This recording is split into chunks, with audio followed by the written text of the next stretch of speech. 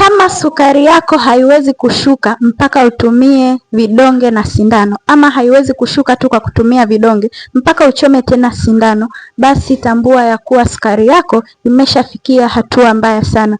Kuna watu sukari zao hazishuki mpaka watumie sindano pamoja na vidonge.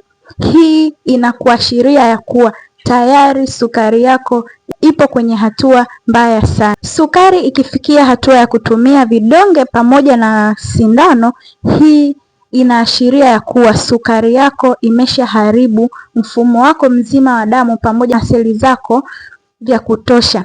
Hivyo unatakiwa kuchukua hatua mapema, kwa sababu pia figo zako zitakuwa hatarini sana, kwa sababu sukari inaweza kuathiri figo kwa kiwango cha juu zaidi.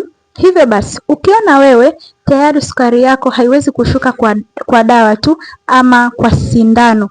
Kuna wakati mgonjwa wa kisukari inafikia hatua kila dawa alizopewa zinakataa kabisa kushusha sukari, anaenda anabadilishiwa dozi.